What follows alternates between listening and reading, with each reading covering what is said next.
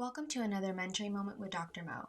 I'm Dr. Mo, and in this mentoring moment, we will elevate and enhance your tapping practice by taking a deep dive into releases. So I'm just going to be diving right in and giving you the definition of what is a release, okay? So these releases are just evidence of stagnation moving, okay? Releases can take place within a session. They can even take place after a session. How long after a session? That's completely individual, client by client, very subjective as well. Because sometimes integrations, downloads, cellular processing takes a while to happen, and it may not happen during the session.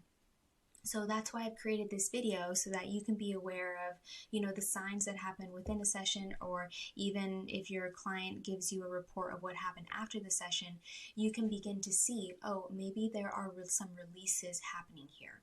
And releases are just evidence of stagnation that is now moving, okay? So what do I mean by the term stagnation? Well, in Chinese medicine, this is a very fundamental term that we use to describe an imbalance, an obstruction of sorts that is creating and hindering the flow of qi in the body, okay? In the physical body, in the emotional body, in the subtle energy body as well. So a really great example that one of my acupuncture teachers provided during school was that you can think of stagnation as being a kink in a hose. So normally a hose is free flowing, the water flows, no problem. But when there's a kink in that, the flow of that water gets obstructed. So you can think of the hose as being an acupuncture channel, an acupuncture meridian, and the water as being the qi. So if there's some sort of obstruction, some sort of kink in that hose, then the qi won't flow. And when the qi doesn't flow, that creates stagnation, and that stagnation creates pain. And that pain can be an experience of emotional pain. It can be physical pain. It can be spiritual pain. It can be ancestral lineage pain, any sort of pain, okay? But ultimately, what I want to get across is that stagnation is just when the flow of qi is not happening correctly. So thankfully, EFT allows for that qi to flow properly again, okay? Because EFT is really harnessing those principles of Chinese medicine, right? Because we're accessing that energetic body when we are stimulating acupuncture points, right? Okay, so ultimately, when there is flow, there is freedom, okay? So we are all for EFT. We are all for these releases. But I'd like to kind of dive into some examples of releases. A lot of these you may already know from personal experience or from conducting sessions, but I just want to kind of give some obscure ones, some spotlight, because they're valid too. And this is just a short list. By no means is this a complete list of what you might witness or what you might experience. But once you kind of see that, kind of get the hang of like what you're looking for, you can not only become a better practitioner, but also it can enhance your own self-work, because you can notice, oh, I think I'm onto something here because I feel like I'm releasing. So let's kind of jump right into this list together, and I'll give you some background on certain ones that are more obscure, maybe odd, and I'll give you like a little Chinese medicine interpretation of what that release means, okay? So let's start with the first one, which is laughing, like uncontrollable laughing, almost manic, to a point of having like a manic situation going on, a lot of giggling, cannot stop. I've personally experienced this one as a client, and it's quite interesting. You just literally cannot stop laughing. If you're witnessing this, it can also be quite unsettling, because you're like, okay, what do I do here? Do I laugh with them? Do I keep the session flowing? How do I do this? And yes, keep tapping, keep bearing witness to it, but know that it will subside. So in Chinese medicine, laughing is associated with the emotion of joy, right? And joy and laughing are associated with the heart. So if you really shifted something at a really heart level, if you've been working on something related to heart chakra or anything like that, or something that was deeply wounding on like a love level, that can be something that happens. Or, this laughing has happened to me personally when I have a cognitive shift and I just find the old perception or the old me or the old behavior completely hilarious. Okay, so that's also something that can happen with this laughing release. It's very interesting. So second one, this is quite a common one. So passing gas, burping, farting, the works. It's very common to have these releases. And it can be kind of uncomfortable for people to feel them and feel comfortable expressing them in a session because, we don't go around burping or farting in public, or at least, most of us don't. So it can be uncomfortable. So pre-framing to your client that, hey, this is a safe space. If you feel, if you want to walk away and do it, or you can do it in session, like it's all of that is welcome. Okay. Next one, coughing, sneezing, even having a runny nose, that releasing, that expectorating. Okay.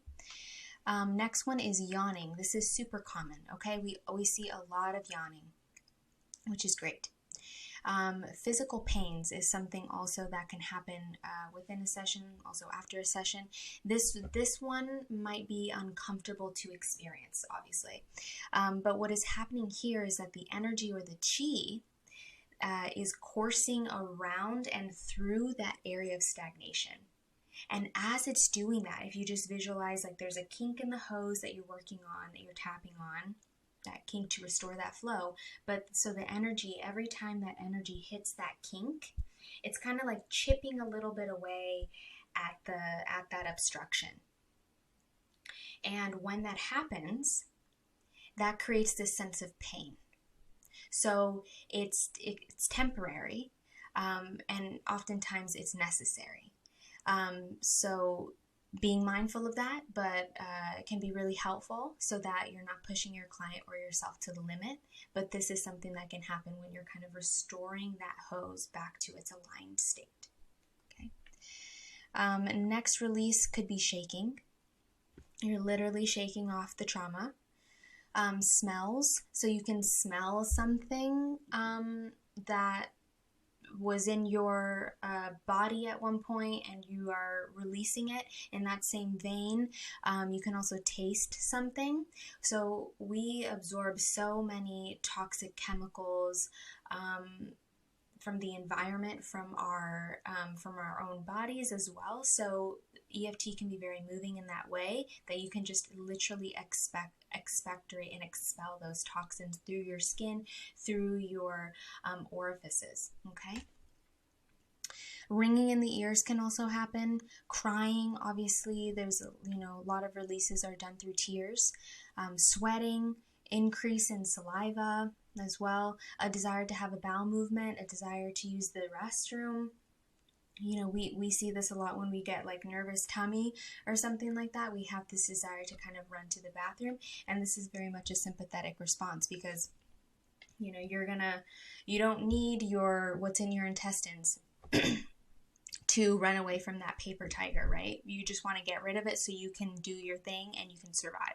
So that's kind of this play on this sympathetic aspect of EFT, because it harnesses sympathetic and parasympathetic, and I'll get into that in just a second, okay? Another release that you could experience is feeling very sleepy, very tired in a session. This is very, very common. But if you or your client are like legitimately falling asleep in a session, this may be an indication that the maximum amount of processing capacity has been reached, because you want your client to leave the session feeling as alert as possible to be able to get through their day, to be able to get home safely. So you really want to kind of monitor this one quite closely. Okay. Next release is feeling a bit spacey, right? You're feeling a bit all over the place. You did some heavy processing work. This is quite common. Making noises. Healing occurs through sound. Okay, so welcome that as well within your sessions. You might also notice changes in facial features, changes in skin color, skin tone, changes in hair, and just overall presentation of your client's external appearance. This might seem like, what are you talking about? Changing a facial feature within a 60-minute session. It has happened, okay? And this is carping on my background in being a Chinese space reader. These things happen in instances. You can see a shift in somebody's skin, in the way somebody's facial features are, in their smile, all of these things are very subtle, but they do happen. So that's quite interesting, and I wanted to throw that one in there as well. Going into, playing off of this one, there can be skin eruptions, acne, cysts, boils, any type of purging through the skin. This is very common as well. So this can be seen immediately within a session. Maybe there's redness on the skin, or slightly delayed after session. A couple days after a session, they have more breakouts, or some sort of rosacea, psoriasis, flare up, etc. And this is very interesting from a Chinese medicine perspective, because the location of these eruptions, of this skin purging, is very important. For instance, since I mentioned the heart chakra earlier, if you or your client notice an outbreak of acne on the chest, this could be indicative of you're purging from the heart, or you're purging grief from the lungs, since the lungs sit right in this area as well. Okay, so looking at that from that perspective might be helpful for further integration and understanding of what happened in the session. Okay, and last one is changes in body language or body posture, right? When we work on things in a session, we may feel the chi flowing through our spine, right? That kundalini, and we become more empowered in ourselves, and that changes our posture. Our neck might grow. We might feel taller. We might be taller, right? So all of those things are welcomed in the session. So I do want to note that, as I mentioned earlier, that some of these releases, such as the ones that I've written in, or I've put the arrows in, they align with parasympathetic and sympathetic nervous system responses, because EFT is merging a sympathetic experience by bringing to mind something super stressful and pairing it with a parasympathetic modality, which is the tapping. So that's why you can see both in a session, and they are both normal. If you want to read up on what those symptoms are of parasympathetic responses, of sympathetic responses, I've linked a website below that you can check out. Okay, so I've mentioned that these were in a session, releases that can happen within a session, but they can also continue to happen outside of a session. Okay, and there can even be, the induction or the beginning of a healing crisis. So I want to talk a little bit about what a healing crisis even means, when releases turn into what is termed a healing crisis. So because EFT, or powerful energy modalities like EFT, they can move things quite powerfully. I already said that word, but there's really not another one.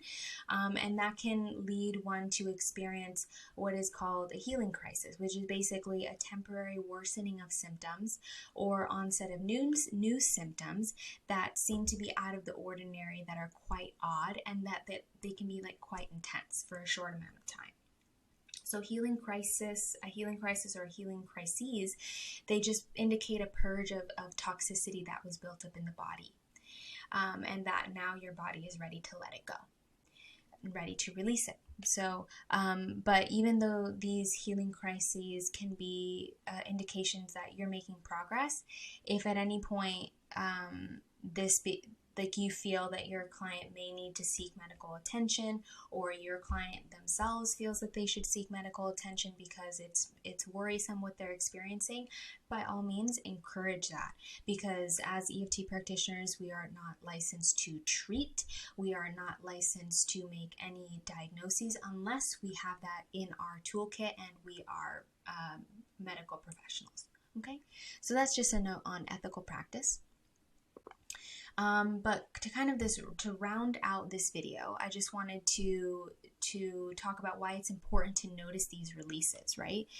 Well, it can be very important to kind of have this in the back of your mind when you approach a session. It's because as a practitioner, you can notice these things happening, and you can notice that, okay, we're on the right path because there are releases happening. Okay, and your guidance is proving beneficial to your client, right? So you're on the right track. Releases are evidence of purging and rebalancing, and to know that is happening for your client is very validating of your skill as a practitioner, and it's also validating of your client and the great work that they are doing. Okay. It can also give you information on how to proceed, and maybe you're taking things a bit too fast. Say, for instance, your client is feeling super spacey all the time now, and they feel like maybe the sessions are going a bit too quickly. Maybe you're processing things too quickly, or they're feeling super tired. Maybe it's kind of a sign to take a step back and just take things a bit slower. Okay. And so it's a really great way to be able to pre-frame and educate your client on what to expect when they sign up for doing EFT or doing any energy work. This is always something that can happen. These releases can happen, and it's nice to have this talk beforehand of what to expect. Okay. So a big takeaway from this video that I'd also like to make is that knowing these things can prevent you as a practitioner from feeling guilty or feeling bad for when these things happen to clients, for when you see your client experiencing some form of release. You might think that, oh, did I do that to them? You know, did I create that pain in them? Was it my fault? Okay. I once had a teacher provide a reframe on this concept because we had been discussing a case in which a patient went into the clinic and they didn't have a headache or anything, and they left the session, the acupuncture session, with, you know, a raging migraine. So at that point, the practitioner asked, you know, was it my fault? Did I do something wrong? Because they left worse than they came, right? So, but my teacher said that if you subscribe to the idea that everything is divinely orchestrated, what if that release, what if that migraine was exactly what was supposed to happen for the highest and best of the client? What if it was evidence of something greater, of the grass is greener on the other side? What if that's what they needed to experience in order to fully move things? Okay, so sometimes, you know, discomfort is temporary and it leads to something even more magical. Okay, so I wanted to leave you with that little nugget, but of course, there's always a flip side to this. If you feel like your client is being pushed too hard and these releases happen really intensely every single session, maybe you can scale back, okay, and help your client make it a little bit more comfortable for them. Okay, so I do hope that you have enjoyed this mentoring moment with Dr. Mo. I'm Dr. Mo, and we will talk and tap soon.